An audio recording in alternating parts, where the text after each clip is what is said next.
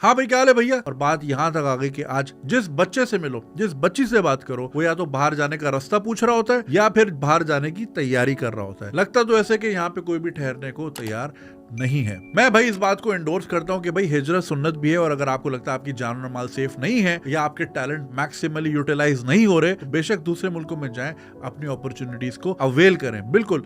लेकिन कितने लोग चले जाएंगे? 10 लाख, 20, 50, 1 करोड़, बाकी का क्या होगा? क्योंकि देखिए भाई, हर किसी की अम्मी के पास इतना जेवर नहीं है कि ब्लॉक अकाउंट में डाल लें, ना ही हर किसी के अब्बू के पास इतने प्लॉट हैं या बंगले हैं कि वो बेच बाच के इमिग्रेशन अप्लाई करें। अगर 1 करोड़ बंदा भी चला जाए तो फिर भी पीछे 24 करोड़ लोग रह जाएंगे। उन्होंने यहाँ क्या करना है? अब आप में से बहुत सारे लोग जो मुझे इस वक्त सुन रहे हैं या देख रहे हैं, आप शायद उन लोगों में से हैं जो हमेशा के लिए पाकिस्तान में ही रहेंगे, ईदर बाय चॉइस और विदाउट योर चॉइस। अब क्वेश्चन ये है कि पाकिस्तान में सर्वाइव कैसे करना है। महंगाई आपके सामने है, मुल्क के हालात आपके सामने हैं, सिक्योरिटी की स्टेट आपके सामने है। आप इसी में वीडियो गेम की तरह आपने बच बचा के किसी तरह, वो जो कौन सा गेम था भाई, वो जो सामने से टड़ंग टड़ंग वो ट्रेन आ रही होती है, सबवे सर्फर की तरह एक पाकिस्तानी ने पटरियों के आगे पीछे चलना है। वैसे ही पटरियों के आगे पीछे बड़ा खतरनाक है, लकड़ी से जोड़ दें तो पटरियां, ठीक है ना। तो अब आपने सबवे सर्फर किस तरह बन के निकलना है, यहाँ मैं बात कर रहा हूँ खास तौर पे यंगस्टर से, बच्चे बच्चियों से, मैट्रिक, इंटर, ए लेवल, ओ लेवल जो है, जिन्होंने करियर शुरू करना है। देखिए बेटा, फर्स्ट ऑफ ऑल अपनी कंपनी अच्छी रखो, अच्छे दोस्तों में उठो बैठो। Your network is your net worth. ये बातें सिर्फ कहने की नहीं होती। मुझे भी चूरन और मंजन लगता था जब मैं आपकी एज में था, लेकिन अब ये बातें समझ आती हैं। अच्छे लोगों में उठो बैठोगे, देखो कहते ना, यू आर व्हाट यू ईट।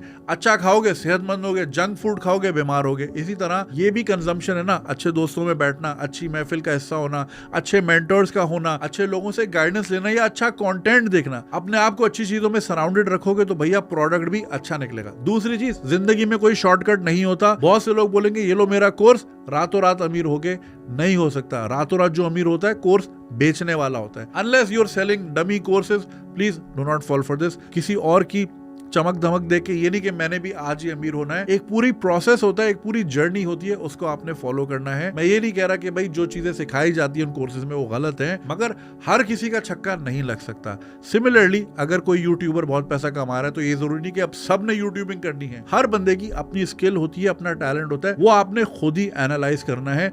आपने रैट रेस में नहीं लगना कि भाई न्यू मदीना मिल्क शॉप चल रही है तो मैं अल मदीना के नाम से खोल लूं, दूसरा अल सुपर न्यू मदीना के नाम से खोल लूं। ऐसे नहीं होता भाई। अपना टैलेंट खुद ढूंढने, और खास तौर पे जिन मुल्कों में ज्यादा प्रॉब्लम्स होती हैं वहां अपॉर्चुनिटीज भी ज्यादा होती है। तो भैया ढूंढने पाकिस्तान में या पाकिस्तानियों को क्या चाहिए, किस चीज से पैसे बन सकते हैं, मैं अपनी स्किल कहां पे अप्लाई कर सकता हूं। अब ये आपने अंदर अपने आप को खुद टटोलना है, नए आइडियाज लेकर आए, क्रिएटिविटी और इंजेन्युइटी को चैलेंज करें। अपने आप को जितनी मुश्किलात में डालेंगे उतना ही आराम से निकलने का हुनर सीख सकेंगे। लेकिन अगर आप घर बैठेंगे कि जी घर बैठूंगा, जॉब चल के मेरे घर पे आएगी या वीजा चल के मेरे घर पे आएगा या कोई आइडिया चल के मेरे घर पे आएगा, ऐसा नहीं होता।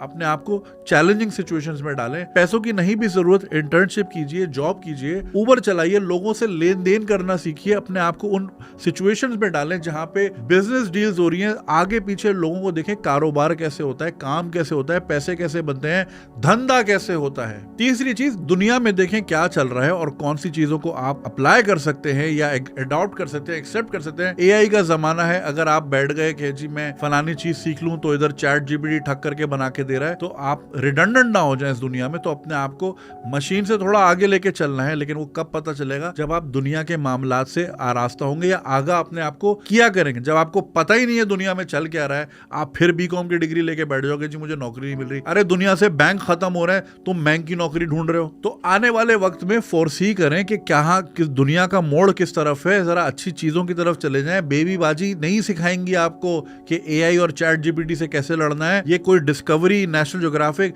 यूट्यूब भरा पड़ा है। अपने आप को उन चीजों पे लगाएं। मैं ये नहीं कह रहा एंटरटेनमेंट बुरी चीज है, ठीक है, कभी कभी के लिए चलती है, लेकिन भाई ये जो डॉली का हाउस और ये क्या आता है बिग बॉस, ये कुछ नहीं सिखाएंगे आपको भाई। अपने आप को अच्छी चीजों की तरफ डालें। देखें, बड़े बिल्कुल बड़े होते हैं, उनका एहतराम जायज है, लेकिन बड़ों से हमने सीखनी है कोर वैल्यूज, सच और झूठ सफेद और काला ये सीखना है। हमने उनसे ये नहीं सीखना कि बेटा टाइपराइटर का कोर्स कर लो, क्योंकि वो सन 60 की दिहाई में होता था, आज उसकी जरूरत नहीं है। वो अपने वक्त के हिसाब से चीजें आप पे लागू करेंगे। बेटा अफसर बन जाओ, CSS कर लो, डॉक्टर इंजीनियर कर लो, वो उस जमाने की बातें हैं, वो यहाँ अप्लाई नहीं होती।